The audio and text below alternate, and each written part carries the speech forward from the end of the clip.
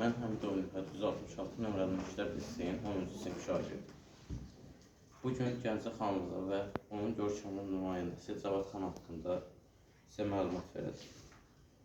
Əfşarlar imperiyasının süqutundan və Nadir xan ölümündən sonra xanlıqlar yaranmağa başladı. Bunlardan biri də Gəncə xanlığı idi.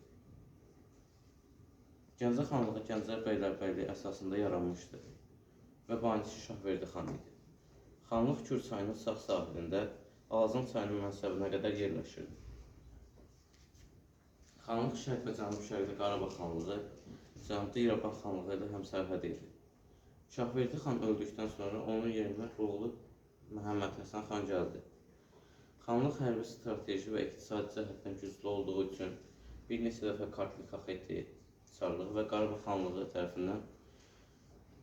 tərəfindən müharibələr aparmışdı. Yaranmış fürsətdən istifadə edərək Gəncə xanlığı 1780-ci ildən başlayaraq bir tərəfdən Qarabağ xanı İbrahim Xəlil xan, digər tərəfdən sonra 2-ci İraqli tərəfindən göndərilən 2 nümayəndə ilə 2 hakimiyyətliliyə başladı.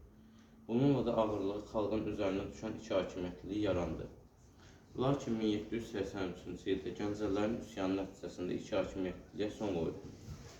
Ziyadoğlu nəslinin görkəmli nümayəndəsi Cavad xan hakimiyyətə gəldi. 1786-1804-cü illərdə hakimiyyətdə olmuş Cavad xan ruslarla birbaşa döyüşlərə girmiş və qəhrəmancasına həlak olmuşdu.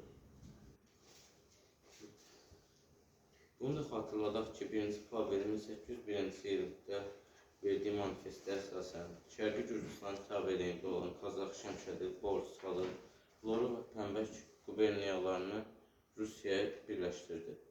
O öldükdən sonra atasının yerinə hakimiyyətə 1-ci Aleksandr gəldi. Onun dövründə Ruslar Cənubi Qafqazla bağlı işğalçılıq planlarını yenidən həyata keçirməyə başladı. Siyanovun hərbi strateji planında Gəncənin mühüm rolu var idi. Gəncə şimal xanlıqlarının açarı hesab olunurdu. Bunun üstündə Rusiyanın marağını doğururdu. Buna görə Siyanov Cavad xana məktublar yazmışdı. Siyanovun Cavad xana ilk məktubu Tiflis 25 fevral 1803-cü il. Hörmətli məmurunuz Gürgün bəylə göndərdiyimiz